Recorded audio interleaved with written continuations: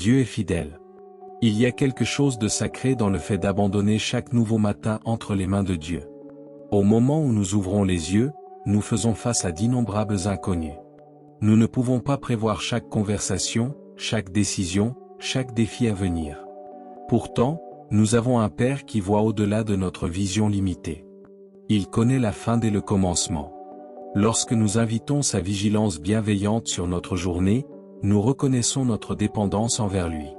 Nous déclarons que nous avons besoin de lui à chaque instant.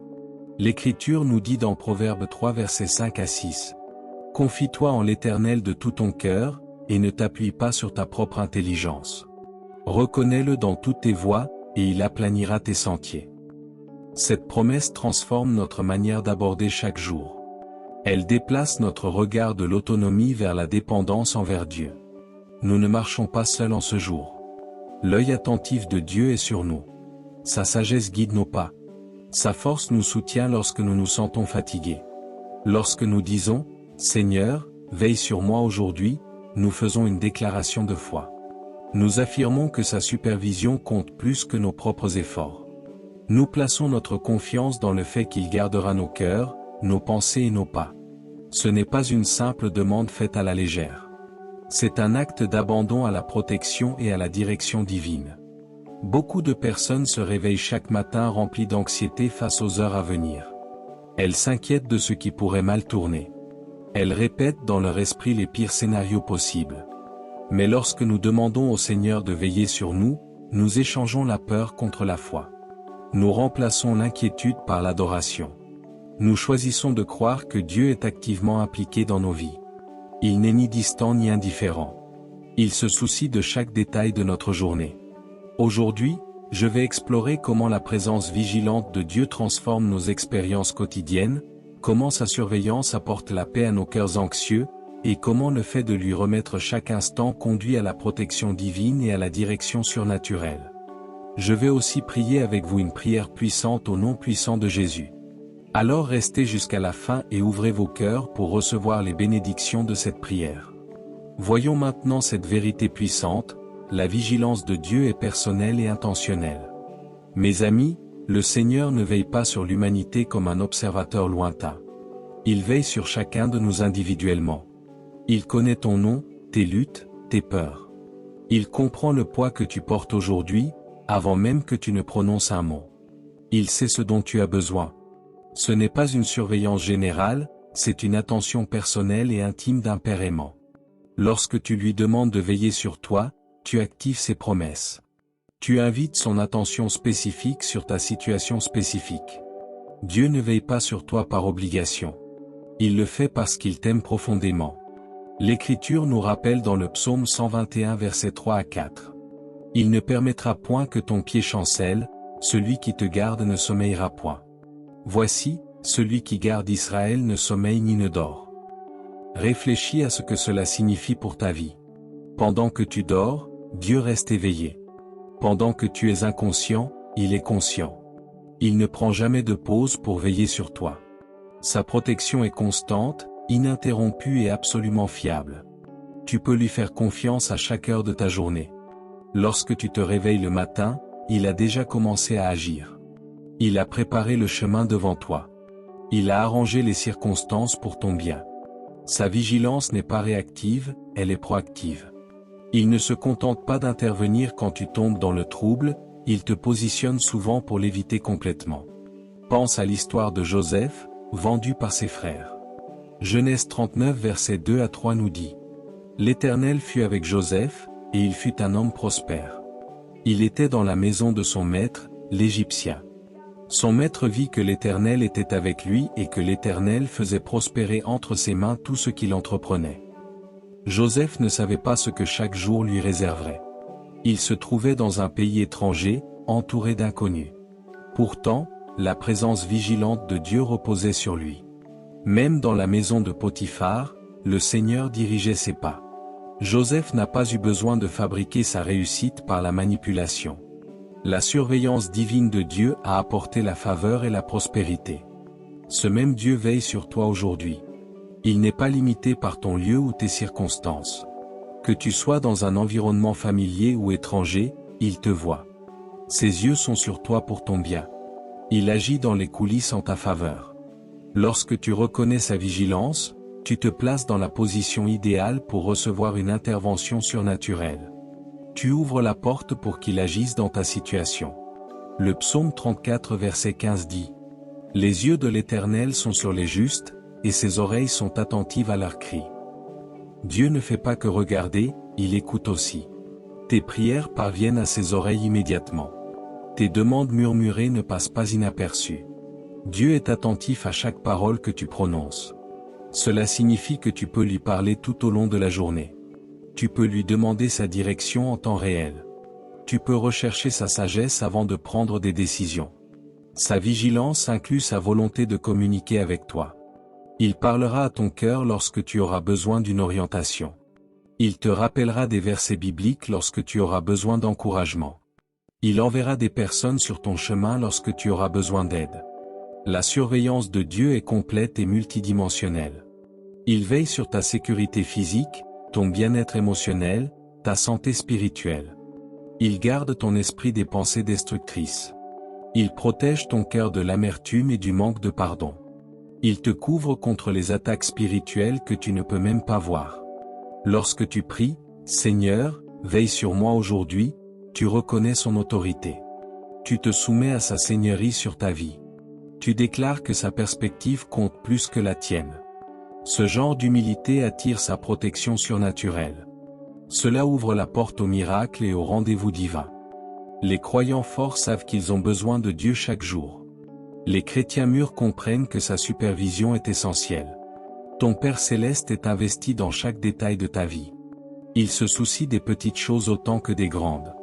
Rien n'est trop insignifiant pour attirer son attention. Rien n'est trop complexe pour sa sagesse. Lorsque tu invites sa vigilance, tu t'ouvres à sa direction. Tu te positionnes pour recevoir son orientation. Tu choisis de marcher en alignement avec sa volonté. C'est là que se trouve la vraie paix. C'est là que réside la véritable sécurité. Quand tu sais que Dieu veille sur toi, la confiance remplace la confusion. La clarté remplace le chaos. Et le but remplace le vide. Tu commences à voir ta journée à travers ses yeux. Tu commences à reconnaître sa main dans chaque situation. Tu comprends que rien n'arrive par hasard. Dieu orchestre les événements pour ton bien. Il coordonne les circonstances pour ta croissance. Il aligne les opportunités pour ton avancement. Lorsque tu te réveilleras demain matin, fais en ta première prière. Avant de consulter ton emploi du temps ou tes messages, parle à Dieu. Invite sa vigilance sur chaque heure à venir. Crois qu'il te guidera, te protégera et pourvoira à tes besoins. Tu seras émerveillé de voir combien ta journée se déroulera différemment. Tu remarqueras sa main là où tu ne la voyais pas auparavant. Tu connaîtras la paix dans des situations qui autrefois t'angoissaient. Voilà la puissance du fait de reconnaître la présence vigilante de Dieu. Sa supervision transforme les jours ordinaires en expériences extraordinaires. Son attention transforme les moments banals en rencontres pleines de sens. Tu n'es jamais hors de la portée de son regard. Tu n'es jamais au-delà de l'étendue de ses soins. Il te voit, ici et maintenant, exactement là où tu es. Il sait précisément ce que tu affrontes aujourd'hui. Il comprend les défis qui t'attendent. Et il a déjà pourvu à chaque besoin. Fais-lui totalement confiance pour cette journée. Concentrons-nous maintenant sur la manière dont la vigilance de Dieu apporte la paix dans l'incertitude.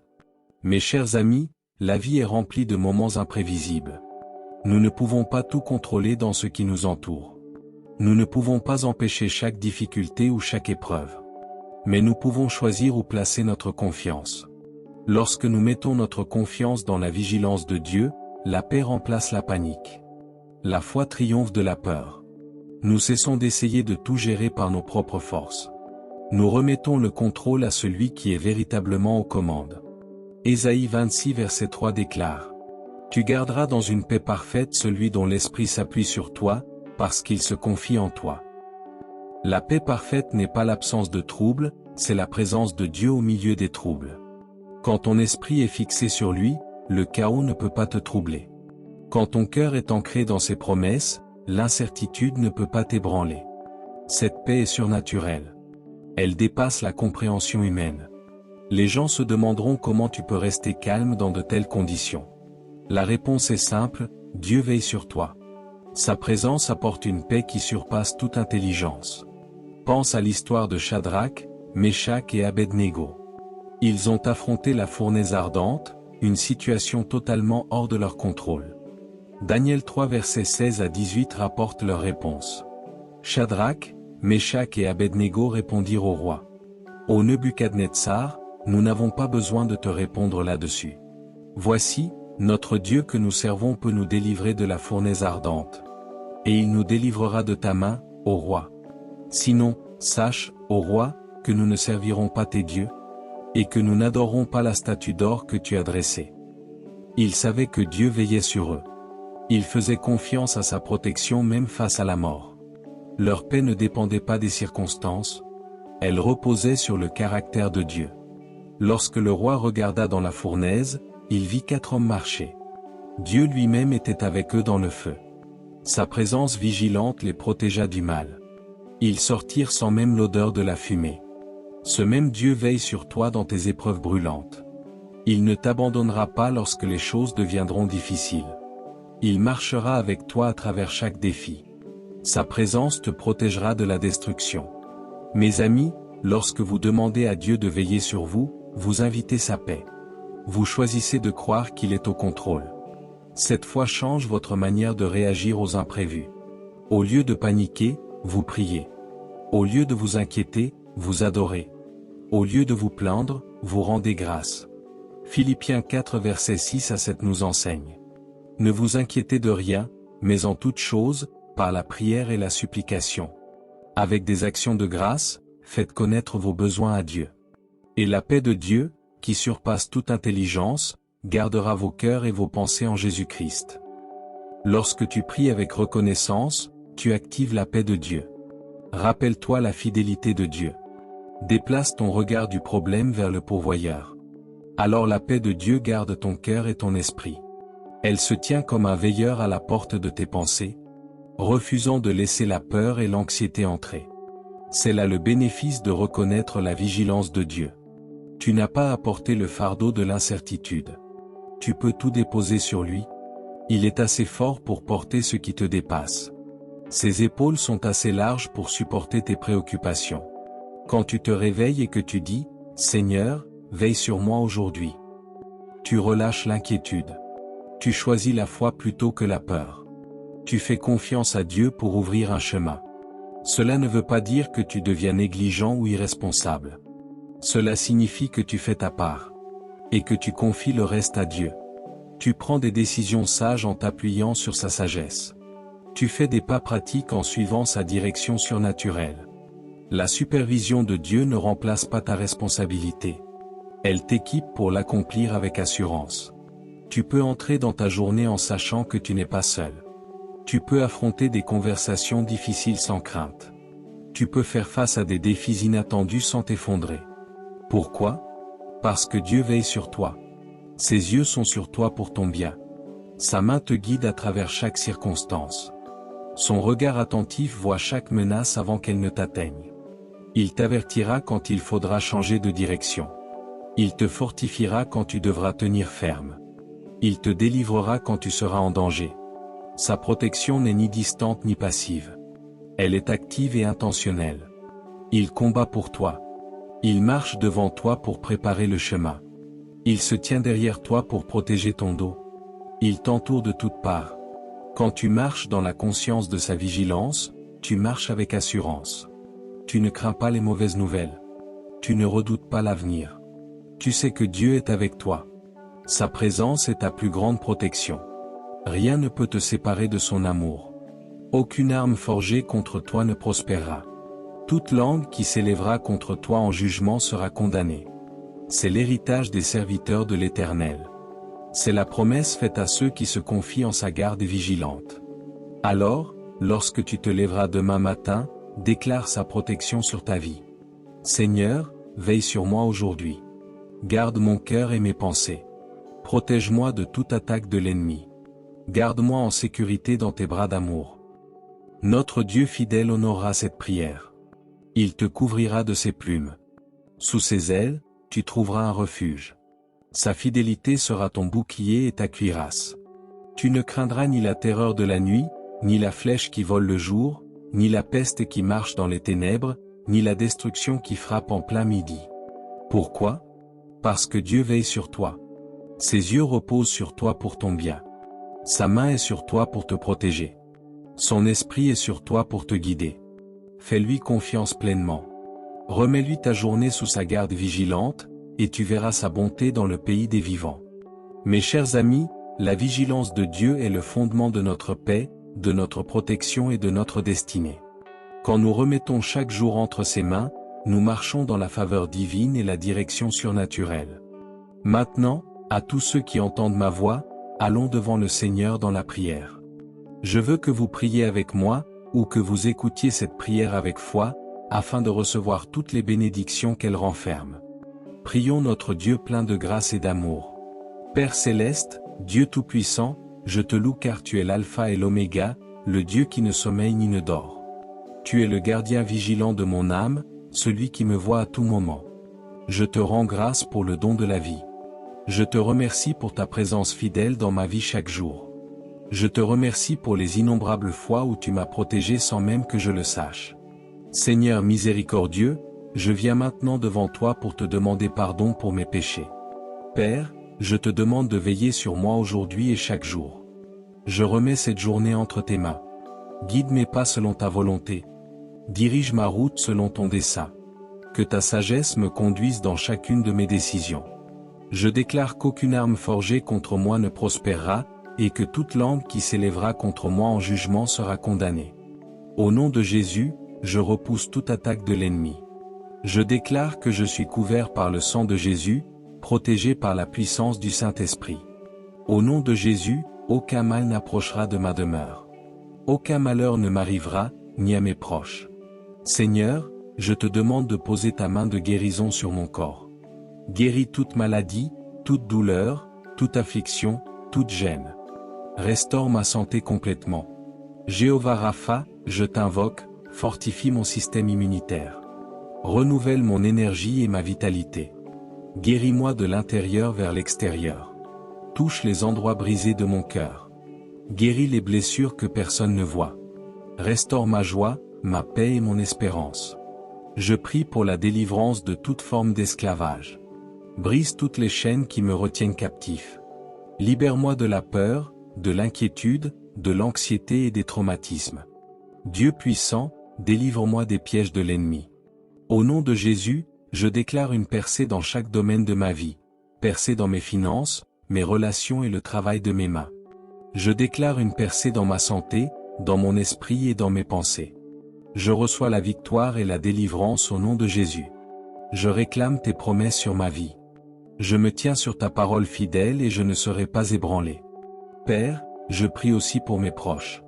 Veille sur eux, où qu'ils soient aujourd'hui. Protège-les de tout mal et guide-les dans la vérité.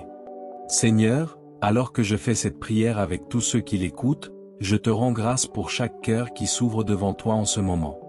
Nous venons d'un même accord, priant les uns pour les autres. Nous te remercions parce que ton regard bienveillant est sur nous tous. Au nom de Jésus, nous réclamons ta protection sur nos vies. Nous recevons ta guérison, ta délivrance et ta percée. Nous tenons ferme dans la foi, croyant que tu agis en notre faveur. Nous te faisons confiance pour chaque détail de nos vies. Nous remettons nos journées sous ta garde vigilante.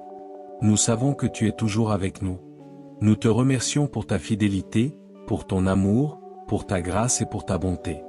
Seigneur, nous te rendons tout honneur et toute louange, car à toi appartiennent le règne, la puissance et la gloire pour les siècles des siècles. Merci, Seigneur, d'avoir entendu et exaucé ma prière. Au nom puissant de Jésus, je prie. Amen. Si cette prière t'a béni, écris le mot Amen dans la section des commentaires ci-dessous. Je déclare que toutes les bénédictions contenues dans cette prière reposent maintenant sur toi, au nom de Jésus. Tu peux nous aider à toucher davantage de personnes et à répandre l'évangile en partageant cette vidéo avec un ami ou un membre de ta famille, et en cliquant sur le bouton j'aime. N'oublie pas non plus de t'abonner à notre chaîne pour plus de vidéos qui béniront ton cœur et fortifieront ton esprit. Nous te remercions pour ton soutien. tu es béni pour être une bénédiction. N'hésite pas à laisser ta requête de prière dans les commentaires afin que nous la présentions à Dieu pour ta bénédiction et ta victoire, et que d'autres croyants à travers YouTube et dans le monde entier puissent se joindre à nous pour prier pour toi dès maintenant. Tiens-toi dans la foi avec nous pendant que nous prions. À Dieu soit toute la gloire. Que la grâce et la paix de notre Seigneur Jésus-Christ soient avec vous tous. Le plus grand piège de l'ennemi n'est pas toujours en dehors de nous, mais parfois à l'intérieur de nos maisons. Quand une famille s'unit, le diable perd. Quand une famille se divise, il gagne. Décide aujourd'hui de devenir le bouclier de ta maison. Lève-toi pour protéger ton mari, ta femme, tes enfants, tes frères et sœurs. Aime-les, encourage-les, soutiens-les. Car une famille unie fait échouer tous les plans de Satan. Alléluia. Satan n'avait pas anticipé la force de l'unité familiale. Dans Actes 23 verset 15, la Bible rapporte que les ennemis de Paul avaient comploté pour le tuer. Ils se mirent d'accord pour demander aux chefs religieux de convoquer Paul sous prétexte d'un interrogatoire, mais leur véritable intention était de l'assassiner avant même qu'il n'arrive. Ce plan aurait réussi si un détail essentiel n'avait pas échappé à l'ennemi: Paul avait une famille unie. Son neveu, le fils de sa sœur, apprit le complot et alla immédiatement l'avertir. C'est ainsi que la vie de Paul fut épargnée. Satan avait tout planifié, mais il avait oublié un élément, la solidarité familiale. Une famille soudée peut neutraliser les plans de l'ennemi. Mais lorsque le mari se tait vis-à-vis de sa femme, lorsque la femme garde le silence envers son mari, lorsque les enfants ne communiquent plus avec leurs parents, alors le diable se réjouit. Le manque de dialogue ouvre une brèche à l'adversaire. C'est ce que Satan cherche, couper la communication. Quand Paul n'était pas au courant du danger, c'est son neveu qui détenait l'information. Quand l'ennemi attaque un homme, souvent c'est la femme qui discerne le piège. Quand il attaque la femme, c'est parfois le mari qui reçoit l'alerte. Voilà pourquoi le diable travaille sans relâche à détruire les relations familiales. Réfléchis, quelle est la qualité de ta relation avec ta femme? Ton mari? Tes enfants? Tes frères et sœurs? Dieu ne t'a pas donné une famille simplement pour que tu aies un père et une mère. Il t'a donné une famille comme un bouclier. Dans mes moments de faiblesse, mon frère est venu passer une journée avec moi, uniquement pour m'encourager. Ses paroles ont été un rempart pour mon âme. Voilà pourquoi nous devons apprendre à devenir un bouclier pour nos proches. Sois ce bouclier pour ton frère, pour ta sœur, pour ton mari, pour ta femme. Que les flèches de l'ennemi s'arrêtent à toi et ne passent pas plus loin. Aime ton frère, aime ta sœur, aime ton conjoint. Protège-les. Paul n'a pas été sauvé par une vision ou une révélation, mais par un membre de sa famille qui veillait sur lui. Même l'homme le plus spirituel a besoin des autres. Jésus lui-même, qui aurait pu se suffire à lui-même, s'est entouré de 12 disciples. Il avait même besoin de Judas, car nul ne pouvait se livrer tout seul à la crucifixion. Dieu place des personnes autour de toi parce qu'il y a des choses que tu ignores et qu'elles connaissent. Et inversement, tu sais des choses qu'elles ignorent. L'unité et la loyauté familiale sont une protection divine. Je prie que le Seigneur t'accorde une famille remplie d'amour, soudée par l'unité et forte par la loyauté. Une famille où l'on trouve le sourire, le réconfort, la joie de vivre ensemble. Une famille qui devient un véritable refuge, un lieu où les traits enflammés de l'ennemi sont brisés. Alléluia. Les personnes les plus bénies sur cette terre sont celles qui savent trouver la joie dans leur propre maison. Quand vous vous asseyez à table en famille, est-ce que vous riez ensemble? Une famille qui rit, c'est une famille qui se libère du stress, et vous n'aurez pas besoin de médicaments pour supporter la vie. Une femme qui accueille son mari avec joie vaut plus qu'une grande victoire contre le diable. Un homme qui rentre chez lui avec le sourire et des blagues, plutôt qu'avec une autorité militaire, apporte plus de paix que n'importe quel remède. Ne sois pas ce père dont on redoute l'arrivée au point de dire « le colonel est rentré ». Sois plutôt ce papa qui inspire amour et respect. Que Dieu te bénisse en tant que vrai père. Alléluia. À table, prends le temps d'observer tes enfants. Si tu vois que l'un d'eux mange peu, intéresse-toi à lui. Suis-le dans sa chambre et demande-lui « que se passe-t-il ?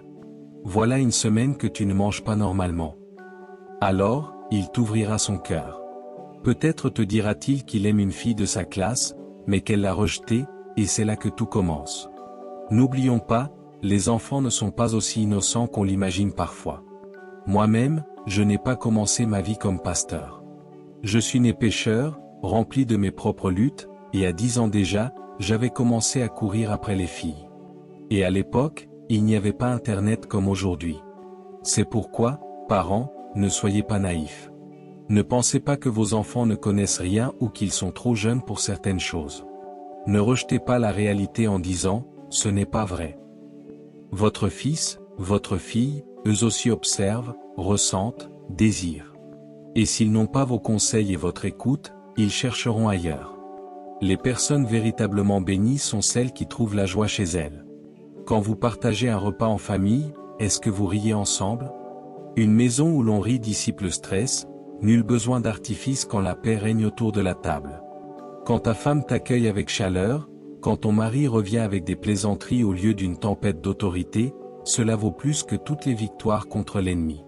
Sois un père qui rassure, pas un « colonel » dont on craint l'arrivée. Que Dieu te fasse grâce d'être ce papa qui aime et protège. Alléluia. Observe ton enfant à table, s'il mange peu, intéresse-toi à lui. Entre dans sa chambre, regarde-le dans les yeux, demande ce qui le tourmente. Parfois tout part d'un petit rejet, d'un « non » qui blesse, et cela peut déraper. Les premières attirances, les premières déceptions commencent tôt et parfois bien avant l'ère d'Internet. Ne ferme pas les yeux. Ne sois pas du genre à minimiser, ce n'est pas grave, il est trop jeune. Ton fils ou ta fille voit, entend, vit des choses que tu ignores. Si tu n'es pas présent pour écouter, ils iront chercher des réponses ailleurs.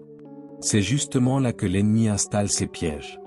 Souviens-toi de l'exemple du neveu de Paul, il a su parce qu'il a prêté attention et a réagi. De même, si ton proche revient du travail abattu, si ses gestes changent, il dort encore avec sa veste, il ne pose plus ses chaussures, il traîne la fatigue, regarde-le. Un mari découragé n'a pas besoin de reproches, il a besoin d'un regard qui comprend et d'un cœur qui soutient.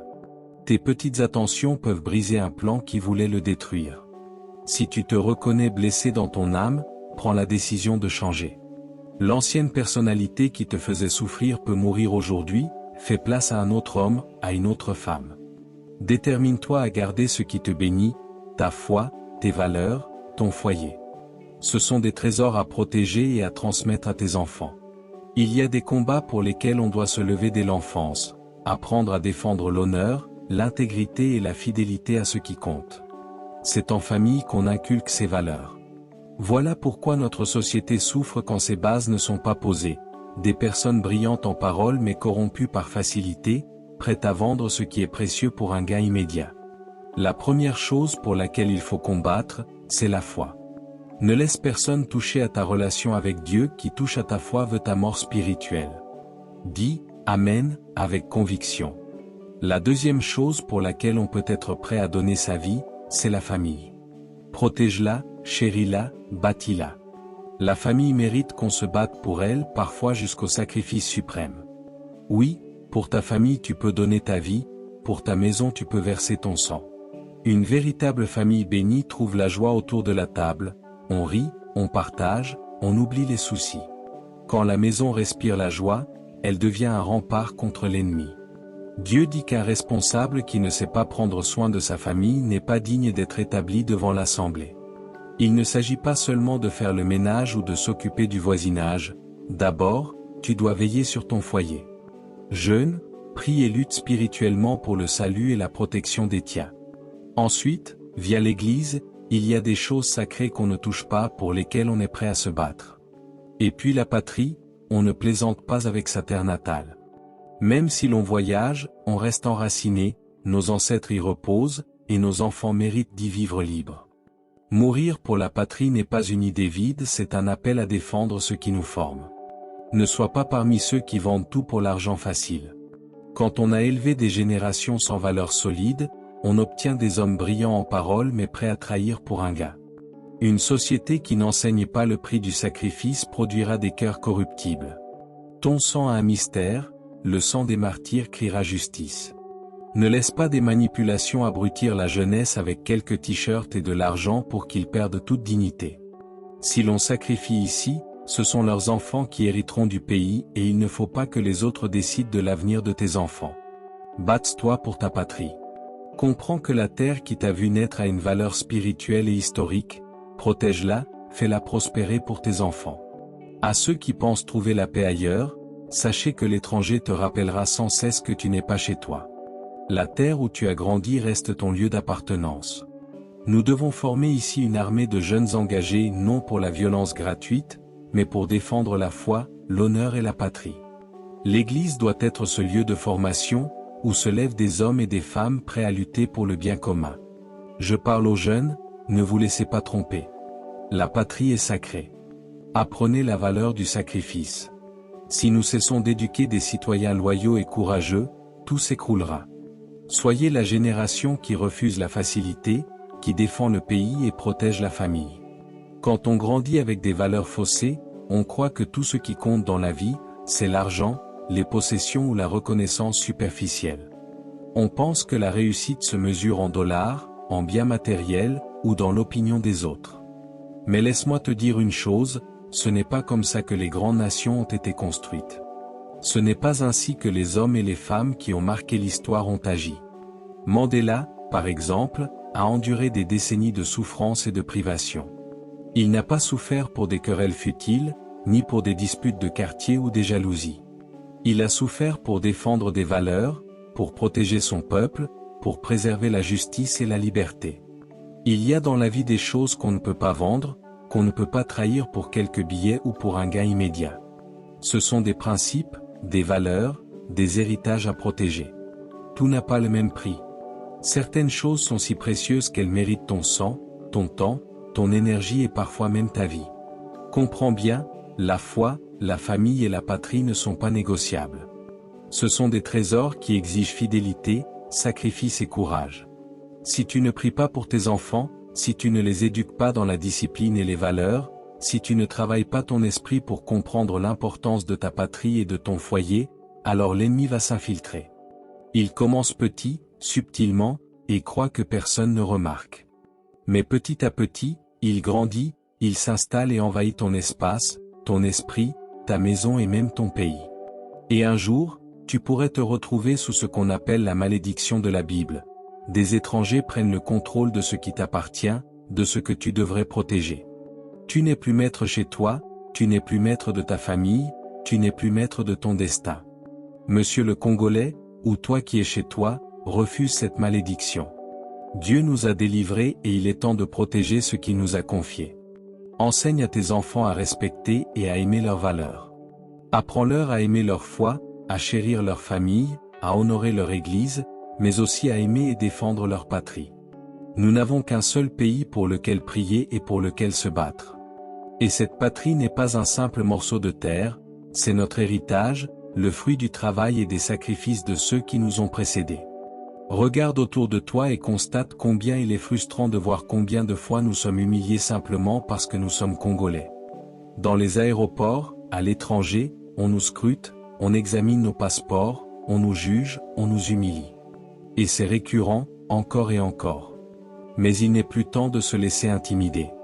L'Éternel est désormais le roi de cette nation, et c'est lui qui confondra les calculs de ceux qui veulent nous nuire. Leur plan sera réduit à néant. Aucun humain, aucun pouvoir terrestre ne peut surpasser la puissance divine. Acclame le Seigneur. Il y a un Dieu vivant dans cette nation. Acclame Jésus, le Roi, le Maître, le Sauveur. Que les louanges montent de ton cœur jusqu'au ciel. Reconnais sa souveraineté sur ta vie, sur ta famille, sur ton pays. Car quand tu proclames sa grandeur, même tes ennemis sont confus et leur stratégie échoue. Maintenant, prends position. Mets-toi debout dans la foi et déclare avec autorité, « Je me frayerai un chemin malgré tout ». Peu importe les blessures que tu portes, peu importe ton passé ou les difficultés que tu rencontres, la puissance de la parole de Dieu te permettra de surmonter tous les obstacles. Peu importe la souffrance ou les combats, chaque mot que tu prononces avec foi construit un pont vers ta délivrance. Par la puissance du nom de Jésus, tu auras le courage et la force de te lever, de marcher et d'avancer. Ne laisse personne t'intimider. Ne laisse personne te détourner de ton appel. Ta famille, ta foi, ta patrie sont sacrées. Tout ce que Dieu t'a confié mérite d'être protégé. Chaque jour, tu dois être prêt à défendre ce que tu aimes. Chaque jour, tu dois enseigner à tes enfants à défendre ce qui est juste, ce qui est vrai, ce qui est précieux. La discipline, le respect et l'honneur ne s'enseignent pas par des paroles vides, mais par l'exemple et par la constance. Regarde tes enfants, vois leur sourire, écoute leurs questions, réponds à leurs inquiétudes. Ne sous-estime jamais la puissance de ta présence et de ton soutien. Quand un enfant grandit avec amour et guidance, il devient fort, il devient capable, il devient un protecteur de sa famille et de sa nation. Mais si l'enfant grandit dans la négligence ou l'indifférence, l'ennemi le saisira facilement et détournera sa destinée. Comprends ceci, l'éducation commence à la maison. Tout ce que tu donnes à tes enfants maintenant, valeur, foi, discipline, courage, deviendra leur fondation pour la vie. Ce que tu ignores aujourd'hui, ils le paieront demain. Ce que tu ignores aujourd'hui, l'ennemi l'exploitera demain. C'est pourquoi il est crucial de prier, de jeûner et de rester vigilant pour les protéger. Il y a des choses dans la vie pour lesquelles tu dois être prêt à te battre jusqu'au bout. La foi, la famille et la patrie sont des causes pour lesquelles tu peux donner ta vie. Si tu perds l'un de ces trois piliers, tu perds ton fondement. La foi, parce qu'elle est ton lien avec Dieu et ta protection spirituelle. La famille, parce qu'elle est ton soutien, ton refuge et ton bouclier contre les attaques de l'ennemi. La patrie, parce qu'elle est le terrain où ta destinée et celle de tes enfants se jouent. Tu ne peux pas te contenter de vivre dans le confort ou l'indifférence. La vie exige vigilance et courage. Les étrangers qui ne respectent pas tes valeurs peuvent essayer de s'infiltrer, de prendre le contrôle, de manipuler. Mais chaque fois que tu proclames la vérité, chaque fois que tu pries et que tu agis avec foi, tu repousses ces forces. Il est de ton devoir, de ton droit et de ton privilège de protéger ton héritage. Et n'oublie pas, la patrie commence dans ton cœur et dans ton foyer. Si tu ne peux pas protéger ta famille, comment protégeras-tu ta nation? Si tu ne peux pas défendre tes valeurs, comment les transmettras-tu aux générations futures? Chaque mot, chaque geste, chaque décision compte. Chaque acte de foi, de courage et de discipline est une brique dans la construction d'une vie solide et d'une nation prospère. L'histoire nous montre que ceux qui ont bâti des nations et changé le cours des événements n'ont pas cédé aux petites tentations ni aux gains faciles. Ils ont respecté les valeurs, ils ont protégé leur famille et leur peuple, ils ont souffert pour un idéal plus grand que leurs désirs personnels. Et nous devons faire de même. La Bible dit que le sang des martyrs crie justice. Chaque sacrifice compte. Chaque vie donnée pour la foi, pour la famille ou pour la patrie a un écho éternel. Ne sous-estime jamais le pouvoir de ta présence, de ton action et de ton engagement. Même si personne ne te voit, Dieu voit, et son jugement et sa justice se manifesteront. Il est temps de se lever et de proclamer, « Je refuse de céder ma foi, je refuse de céder ma famille, je refuse de céder ma patrie. Je protégerai ce que Dieu m'a confié. Je prierai, je veillerai, je travaillerai pour assurer la sécurité et l'avenir de ceux que j'aime et de ma nation. Rien ni personne ne me détournera de cette mission. Chaque jour, rappelle-toi que la force vient de Dieu, mais l'action vient de toi. Les bénédictions, les protections et la victoire se trouvent dans l'alliance de la prière, de la discipline et de l'engagement à défendre ce qui est juste. C'est ainsi que la vie devient significative. C'est ainsi que ta famille, ton peuple et ta patrie prospéreront. Alors aujourd'hui, je te le dis avec toute l'autorité et la conviction de la parole de Dieu, il est temps de se lever et de prendre position. Il est temps de dire non à la peur, non à l'indifférence, non à la négligence. Ta foi, ta famille et ta patrie sont sacrés. Ce sont des trésors que Dieu t'a confiés, et personne ne doit les toucher, personne ne doit les corrompre. Chaque jour où tu ne pries pas pour tes enfants, chaque jour où tu négliges ta famille, chaque jour où tu détournes ton regard de ta nation, l'ennemi avance. Mais toi, tu peux inverser la tendance. Par la prière, par la vigilance et par tes actions, tu peux protéger et élever ce que Dieu t'a donné. Rappelle-toi que la foi n'est pas seulement une question de croyance personnelle, elle est un bouclier, une protection contre les attaques de l'ennemi. Celui qui touche à ta foi veut t'affaiblir, te décourager et t'éloigner de la bénédiction que Dieu a placée dans ta vie. Alors, ne laisse jamais quiconque jouer avec ton engagement spirituel. Prends ta Bible, médite sur les promesses de Dieu et applique-les dans ta vie. Chaque parole que tu prononces dans la foi, chaque acte de discipline et de fidélité est une pierre posée dans la construction de ton avenir et de celui de tes enfants. Ta famille est ton refuge et ton héritage. Elle est un rempart contre les flèches de l'ennemi. Aime ta femme, aime ton mari, aime tes enfants, aime tes frères et sœurs. Sois leur bouclier, sois leur force. Protège-les non seulement avec tes paroles, mais avec tes actions. Encourage-les, écoute-les, guide-les et sois présent pour eux. Le temps que tu investis dans ta famille est un investissement éternel. C'est là que la fidélité, la loyauté et l'amour se transmettent. C'est là que se forge le caractère des générations futures. Et puis, n'oublie jamais ta patrie. La terre qui t'a vu naître est sacrée.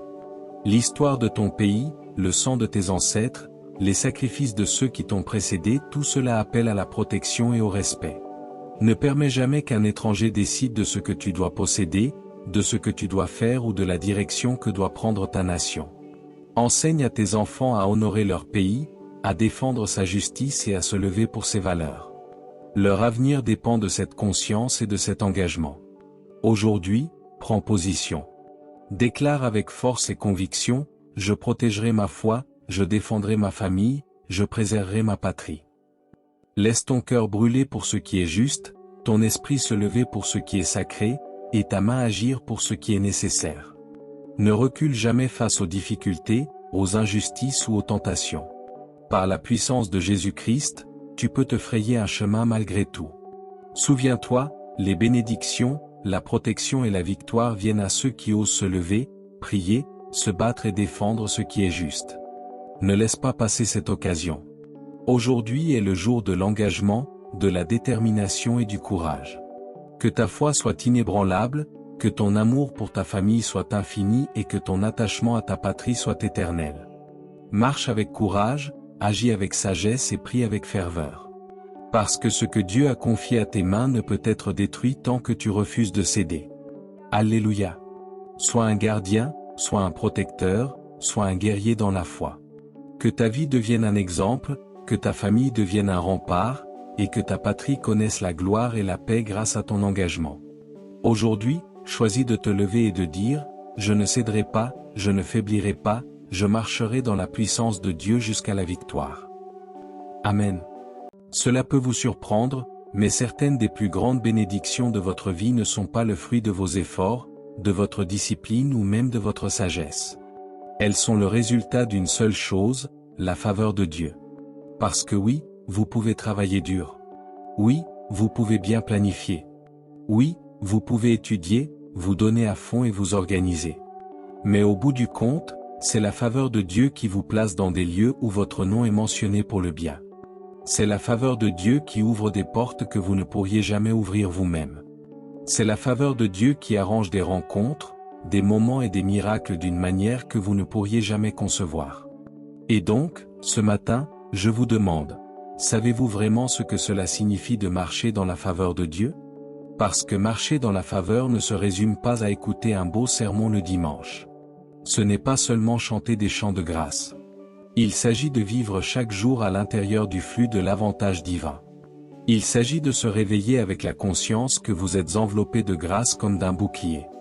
Il s'agit d'entrer au travail, à l'école, dans les affaires, dans la vie familiale avec la confiance que Dieu est allé devant vous, que sa main est sur vous, que ses yeux vous regardent et que sa miséricorde vous soutient. Et cela change tout. Parce que lorsque vous vous voyez comme favorisé, vous cessez de marcher dans la peur. Lorsque vous comprenez que vous êtes entouré, vous cessez de vivre comme si vous étiez vulnérable. Lorsque vous comprenez que sa grâce est passée devant vous, vous cessez de vous efforcer de prouver votre valeur et vous commencez à couler dans le rythme du ciel. La Bible dit dans le psaume 5 verset 12, « Car toi, Éternel, tu bénis le juste, tu l'enveloppes de ta faveur comme d'un bouclier. » Cela signifie qu'en ce moment, même si vous ne le voyez pas avec vos yeux physiques, il y a un bouclier d'avantages divins autour de vous. Il y a une couverture qu'aucun ennemi ne peut percer. Il y a une protection et un positionnement que l'argent ne peut acheter, que les hommes ne peuvent annuler, que les démons ne peuvent toucher. Parce que la faveur de Dieu n'est pas une théorie. Ce n'est pas seulement un joli mot. C'est une réalité qui vous sécurise chaque jour. Paul a dit dans Philippiens 1 verset 7, « Vous participez avec moi à la grâce ». En d'autres termes, la faveur n'est pas réservée aux apôtres, aux pasteurs ou aux prophètes. Elle est pour chaque croyant qui appartient à Jésus-Christ. Elle est pour vous. C'est votre héritage. C'est votre part. C'est votre pain quotidien. Mais la question est, allez-vous la recevoir? Allez-vous marcher dedans? Allez-vous y croire? Allez-vous y entrer ou allez-vous continuer à vivre comme si vous étiez seul? Luttant, vous efforçant, vous inquiétant, combattant des batailles qui ne sont pas les vôtres, portant des fardeaux qui ne vous appartiennent pas. La faveur n'est pas de la chance. La faveur n'est pas une coïncidence. La faveur est l'empreinte du ciel sur votre parcours terrestre. La faveur est l'acte intentionnel de Dieu pour vous mettre en lumière, pour vous élever, pour apposer son nom sur vous afin que les gens vous regardent et le voient en vous. Et c'est pourquoi Jized a prié dans une chronique 4 verset 10, « Oh, que tu me bénisses et que tu agrandisses mon territoire. Que ta main soit avec moi et me protège du mal afin que je sois à l'abri de la douleur. » Et la Bible dit, Dieu exauça sa prière. Voilà la faveur. Voilà à quoi cela ressemble lorsque le ciel répond à un cœur affamé. Et ce matin, je veux que vous sachiez que le même Dieu qui a répondu à Jabs est le Dieu qui répondra à votre prière. Le même Dieu qui a entouré David dans la bataille, qui a ouvert des portes pour Esther dans le palais, qui a donné à Joseph la sagesse en prison et dans la cour de Pharaon, est le même Dieu qui vous entoure aujourd'hui de faveur. Vous pourriez dire, mais je suis petit. Mes ressources sont limitées. Mon talent n'est pas suffisant. Mon expérience est faible. Mon passé est désordonné. Mes erreurs sont nombreuses. Pourtant, écoutez, la faveur ne dépend jamais de ce que vous méritez. La faveur dépend toujours de ce que Dieu décide. Et lorsque Dieu décide de vous favoriser, aucun ennemi ne peut l'empêcher. Aucun critique ne peut l'annuler. Aucune porte ne peut rester fermée. Aucun mensonge ne peut la réduire au silence. Parce que lorsque Dieu dit oui, aucun homme ne peut dire non. Alors, comment fonctionne la faveur? Comment y entrer? Comment y vivre? Premièrement, la faveur s'active par la prière. Jabs n'a pas obtenu la faveur parce qu'il était plus talentueux. Il a obtenu la faveur parce qu'il a demandé. Et Jésus lui-même a dit, « Demandez, et vous recevrez, cherchez, et vous trouverez, frappez, et la porte vous sera ouverte. » La prière n'est pas une supplique. La prière n'est pas une manipulation de Dieu. La prière est la clé qui débloque l'avantage divin. La prière est l'invitation qui permet au ciel d'intervenir sur la terre. La prière est la manière de dire, « Dieu, je ne peux pas, mais toi, tu peux. Dieu, je ne sais pas, mais toi, tu sais. Dieu, je ne vois pas, mais toi, tu vois. » Et lorsque vous priez ainsi, la faveur commence à couler. Deuxièmement, la faveur se maintient par l'honneur. La Bible dit dans Proverbe 3 verset 4, « Alors tu auras une faveur et une bonne renommée aux yeux de Dieu et des hommes. » Lorsque vous vivez dans l'honneur, lorsque vous traitez les gens avec respect, lorsque vous marchez humblement devant Dieu, lorsque vous refusez de mépriser ce qu'il vous a donné, vous gardez la porte de la faveur ouverte dans votre vie. Troisièmement, la faveur se multiplie par l'obéissance, car l'obéissance vous aligne sur le rythme du ciel. L'obéissance vous positionne au bon endroit au bon moment. L'obéissance n'est pas toujours confortable, mais elle est toujours récompensée. Et plus vous marchez en accord avec les commandements de Dieu, plus vous voyez sa main ouvrir des chemins là où il n'y en avait pas. Quatrièmement, la faveur ouvre des portes qu'aucun homme ne peut fermer. Apocalypse 3 verset 8 dit, « J'ai mis devant toi une porte ouverte que personne ne peut fermer. » Lorsque la faveur ouvre une porte, ni votre patron, ni vos critiques, ni même l'ennemi de votre âme ne peut la fermer, car la clé de David est entre les mains de Dieu. Cinquièmement, la faveur fournit une provision surnaturelle. La faveur prendra votre peu et le rendra beaucoup. La faveur multipliera vos pains et vos poissons. La faveur étendra votre ville et votre farine jusqu'à la fin de la famine. La faveur apportera la provision depuis des lieux inattendus. La faveur enverra des corbeaux pour vous nourrir. La faveur enverra de la manne depuis le ciel. La faveur fera jaillir de l'eau du rocher, parce que la faveur coule là où la foi a abandonné le contrôle. Et c'est pourquoi la faveur est essentielle aujourd'hui. Parce que la vie est lourde. Parce que les fardeaux sont réels. Parce que les batailles sont intenses. Parce que les factures s'accumulent.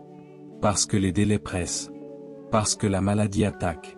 Parce que les relations sont tendues. Parce que les ennemis mentent.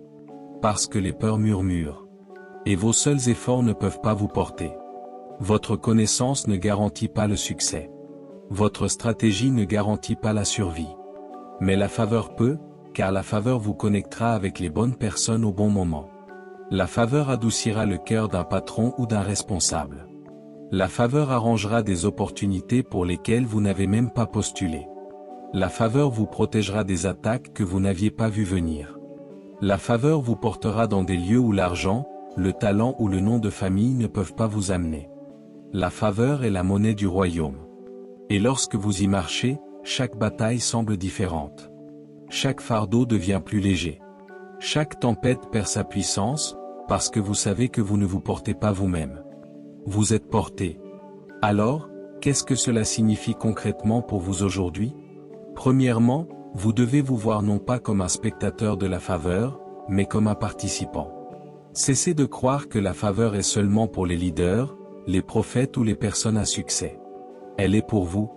Si vous appartenez à Christ, vous appartenez à la faveur. Deuxièmement, priez pour la faveur chaque jour. Ne priez pas seulement pour des bénédictions. Priez pour sa présence. Priez pour sa main. Priez pour des portes ouvertes. Priez pour la faveur auprès de Dieu et des hommes. Priez pour la faveur sur vos enfants, votre travail, votre santé, vos finances. Priez pour l'avantage divin. Troisièmement, honorez les personnes autour de vous, car la faveur circule à travers les relations. Lorsque vous honorez, vous ouvrez des portes. Lorsque vous méprisez, vous les fermez. La manière dont vous traitez les gens compte, car elle reflète comment vous traitez Dieu. Quatrièmement, restez obéissant, car la faveur n'est pas une licence pour pécher mais une invitation à la sainteté. Et lorsque vous marchez dans l'obéissance, vous restez aligné avec le timing et la direction de Dieu. Et l'alignement attire la faveur. Cinquièmement, attendez-vous à la faveur, car l'attente est le sol où la faveur grandit. Lorsque vous vous attendez à de mauvaises choses, vous marchez dans la peur. Mais lorsque vous vous attendez à la faveur, vous marchez dans la foi, et la foi attire la main de Dieu. Alors, réveillez-vous chaque matin en vous attendant à voir la main de Dieu, en vous attendant à voir sa bénédiction, en vous attendant à voir son bouclier, en vous attendant à voir sa miséricorde. Parce que ce à quoi vous vous attendez devient souvent ce que vous expérimentez. Et lorsque vous marchez dans la faveur de Dieu, les fruits commencent à apparaître. Les percées surviennent là où vous vous y attendez le moins. Les portes fermées s'ouvrent au bon moment. Les gens vous remarquent et manifestent de la bonté sans même savoir pourquoi. La provision arrive alors que vous pensiez manquer. La paix vous remplit même dans la tempête. Les miracles coulent non pas parce que vous êtes fort, mais parce qu'il est fidèle. La faveur change les atmosphères. La faveur réécrit les histoires. La faveur transforme les échecs en témoignages. La faveur rachète les années perdues. La faveur transforme votre deuil en danse. La faveur transforme vos cendres en beauté. La faveur transforme votre faiblesse en force. La faveur transforme votre manque en abondance. La faveur transforme vos petits commencements en grandes fins. Et la faveur transforme votre vie ordinaire en extraordinaire. Parce que lorsque vous marchez dans la faveur, vous marchez dans le rythme du ciel sur la terre. Aujourd'hui, en commençant cette nouvelle journée, portez cette vérité avec vous, vous n'êtes pas ordinaire. Vous êtes favorisé.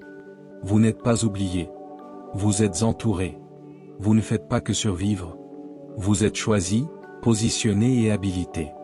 Et cette conscience change votre façon de penser, votre façon de marcher et votre façon de parler. Car chaque pas que vous faites aujourd'hui est couvert. Chaque décision que vous prenez aujourd'hui est guidée. Chaque défi que vous affrontez aujourd'hui est entouré de grâce. Alors murmurez-le à vous-même en avançant, je marche dans la faveur de Dieu. Déclarez-le lorsque la peur murmure, la faveur de Dieu m'entoure comme un bouclier. Déclarez-le lorsque les portes semblent fermées, Dieu ouvre des portes qu'aucun homme ne peut fermer. Déclarez-le lorsque la provision semble loin, Dieu pourvoira. Déclarez-le lorsque les ennemis attaquent, Aucune arme forgée contre moi ne prospérera. Déclarez-le lorsque le doute surgit, sa grâce me suffit. Et déclarez-le lorsque vous vous sentez petit, sa faveur m'élève plus haut que je ne le mérite. Parce que ce n'est pas à propos de vous, c'est à propos de lui. Et lorsqu'il s'agit de lui, c'est sûr, inébranlable, imparable. Prions. Seigneur, je te remercie de me faire participant de ta grâce. Car tu as écrit mon nom dans la paume de ta main, et tu as couronné ma vie de ton amour bienveillant. Ce matin, je me tiens non pas comme quelqu'un d'oublié, mais comme quelqu'un de choisi, comme quelqu'un d'aimé, comme quelqu'un marqué par le ciel. Je te bénis pour avoir entouré ma vie de faveur aujourd'hui. Je te bénis parce que ta parole déclare dans le psaume 5h12, « Car toi, Éternel, tu bénis le juste, tu l'enveloppes de ta faveur comme d'un bouclier. » Je crois ce matin que la faveur est ma couverture. La faveur est mon bouclier. La faveur est la bannière qui flotte au-dessus de moi. Je confesse que ta faveur est plus grande que mes efforts. Mes mains ne peuvent porter que tant de choses, mais tes mains portent l'univers. Et je déclare avec audace que ce jour ne repose pas sur mes efforts, mais sur ta faveur surnaturelle qui agit dans les coulisses d'une manière que je ne peux encore voir. Ce matin, je déclare que des portes d'opportunité s'ouvrent pour moi. Je déclare que les cieux reconnaissent mon nom et que chaque pas que je fais est ordonné par le Seigneur. Lorsque les hommes disent non, tu parles un oui plus grand. Lorsque le monde me ferme ses portes, tu ouvres des fenêtres du ciel qu'aucun homme ne peut fermer. J'embrasse la sagesse, la révélation et la compréhension venant de toi. Je ne marcherai pas dans la confusion aujourd'hui, car l'esprit de vérité marche avec moi. Je ne trébucherai pas dans les ténèbres, car ta parole est une lampe pour mes pieds et une lumière sur mon chemin. Chaque décision que je prends aujourd'hui, je la prends non seule, mais guidée par la révélation divine. Chaque choix que je fais aujourd'hui n'est pas fait dans la peur, mais avec confiance, car l'Esprit du Christ est en moi. Père, je trouve la compassion et la bonté partout où je vais. Lorsque j'entre sur le lieu de travail, je marche entouré de faveurs divines. Lorsque j'entre dans une conversation, je le fais envelopper de bonté. Lorsque je fais face à des défis, je suis couvert par la miséricorde qui parle plus fort que le jugement. Je crois que ton esprit prépare des personnes, des circonstances et même des étrangers pour me bénir. Non pas parce que je le mérite, mais parce que tu as déclaré que ta bonté et ta miséricorde me suivront tous les jours de ma vie. Je rends honneur et valeur à ceux que tu places sur mon chemin. Je ne mépriserai pas les personnes que tu envoies, qu'elles viennent avec encouragement, correction ou défi. Je choisis d'honorer car l'honneur ouvre la faveur. Je choisis de valoriser les autres car ce faisant, je reflète la nature de Christ en moi. Ainsi ce matin, Seigneur, je me lève avec audace dans mon cœur. Je me lève avec gratitude dans mon esprit. Je me lève avec une déclaration sur mes lèvres, aujourd'hui est le jour que le Seigneur a fait, et je me réjouirai et en serai heureux. Je me lève en refusant de m'incliner devant l'anxiété. Je me lève en refusant de laisser la peur être mon maître. Je me lève revêtu de l'armure de Dieu, debout sous le bouclier de la faveur. Je déclare que bien que des armes puissent être forgées, elles ne prospéreront pas. Je déclare que bien que les tempêtes fassent rage, je ne serai pas ébranlé. Je déclare que bien que des épreuves arrivent, je suis déjà victorieux car la faveur est passée devant moi. La faveur est avec moi et la faveur me suivra. Cette prière du matin n'est pas seulement une routine. C'est une déclaration de guerre contre l'inquiétude. C'est un cri de victoire contre la peur. C'est une bannière levée haut qui dit, « Jésus règne sur ma vie ». Je ne me contente pas de prononcer des mots. Je prophétise la vie dans ma journée. Je ne récite pas seulement des phrases. Je relâche l'autorité du ciel par ma bouche. Je déclare que ma maison est protégée. Ma famille est couverte. Mon avenir est sécurisé. Mon but est imparable. Mon destin est verrouillé dans la paume de tes mains. Et à cause de cela, Seigneur, j'entre aujourd'hui avec une confiance sacrée. Merci, Père, pour une grâce qui ne peut être achetée, pour une miséricorde qui ne peut être méritée, pour une faveur qui ne peut être expliquée.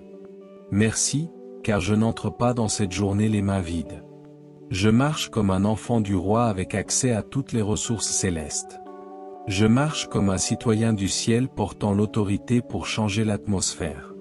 Je marche comme un héritier de promesses qui sont oui et amen en Jésus-Christ. Alors que toute inquiétude s'incline, que toute peur se taise, que toute chaîne soit brisée, que toute limitation s'effondre. Aujourd'hui est le jour de la faveur. Aujourd'hui est le jour de la bénédiction. Aujourd'hui est le jour de la victoire. Seigneur, je m'accroche à la prière comme à ma clé de faveur.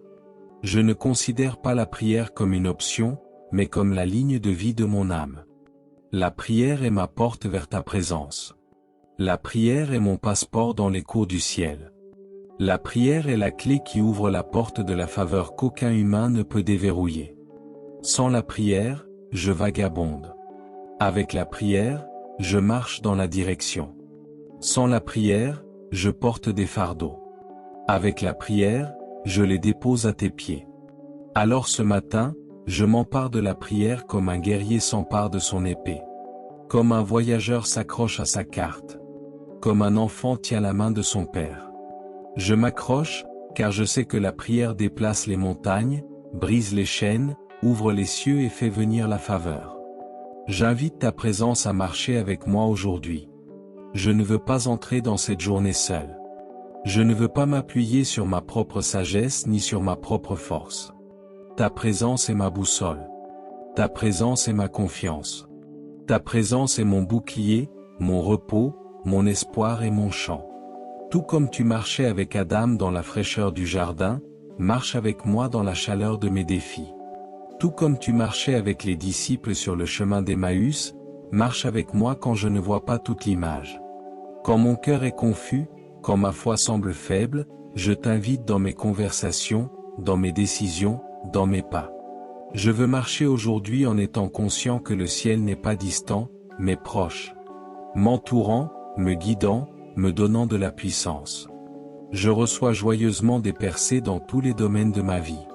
Je reçois des percées dans mes finances, non par le travail de mes mains seulement, mais par la bénédiction de ton esprit. Je reçois des percées dans ma santé, sachant que par tes meurtrissures, je suis guéri. Je reçois des percées dans mes relations, car l'amour, le pardon et l'unité coulent là où ta présence habite. Je reçois des percées dans ma carrière, car la promotion ne vient ni de l'Est ni de l'Ouest, mais du Seigneur. Je reçois des percées dans ma vie spirituelle, car tu as promis que lorsque je te chercherai, je te trouverai. Aujourd'hui, je reçois avec joie, non avec peur. Je reçois avec audace, non avec hésitation. Je reçois avec gratitude, non avec sentiment d'obligation. Les percées ne sont pas le fruit de mes efforts, mais le débordement de ta faveur, et je les réclame joyeusement. Je garde mes yeux sur ta grâce, non sur mes limites. Mon esprit veut répéter les raisons pour lesquelles je ne peux pas réussir. Ma chair veut me rappeler mes faiblesses. L'ennemi veut rejouer mes échecs, mais je fixe mes yeux sur la grâce, car la grâce est toujours plus grande. La grâce est plus grande que mon péché. La grâce est plus grande que mon passé. La grâce est plus grande que ma peur. La grâce est plus grande que tous les plafonds que le monde essaie de poser sur moi.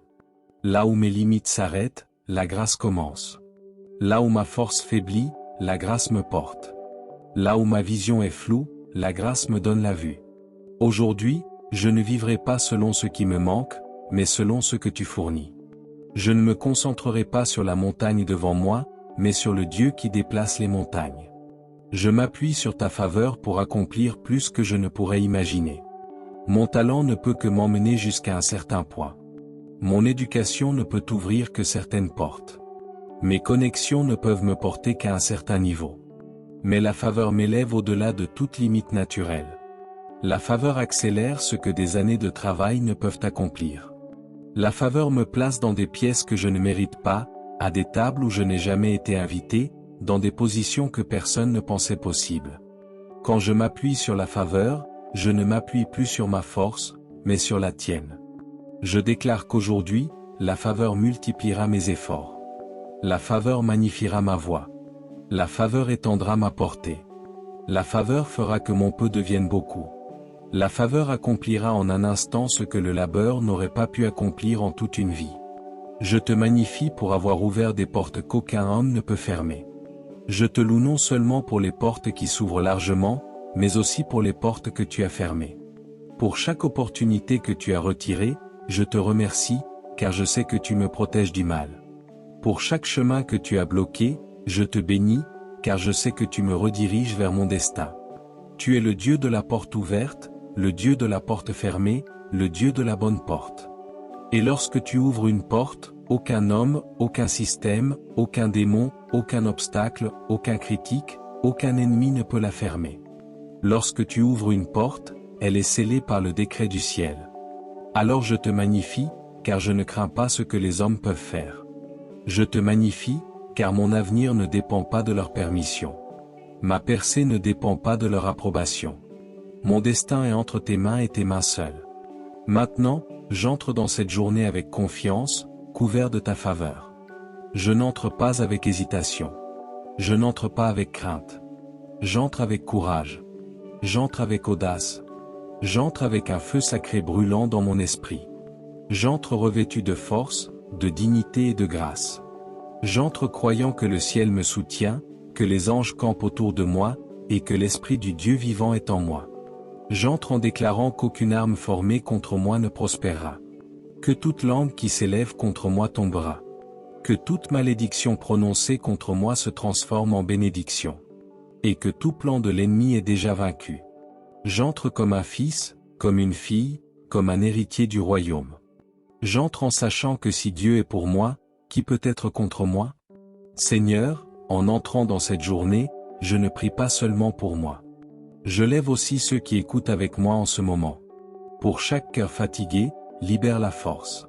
Pour chaque esprit anxieux, libère la paix. Pour chaque famille attaquée, libère la protection. Pour chaque personne traversant une tempête, libère la percée. Je prie pour mes frères et sœurs qui se joignent à cette prière. Ceux qui sont avec moi depuis longtemps et ceux qui sont ici pour la première fois. Je prie pour qu'ils ressentent non seulement mes paroles, mais le pouvoir de ton esprit reposant sur eux maintenant. Je déclare sur eux que la faveur entoure leur vie. Je déclare que les bénédictions les poursuivent.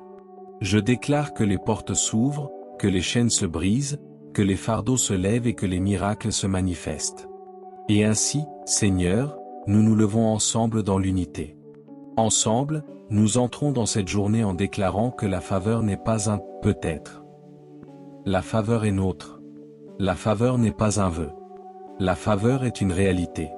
La faveur n'est pas une histoire. La faveur est le témoignage que nous vivrons et proclamerons.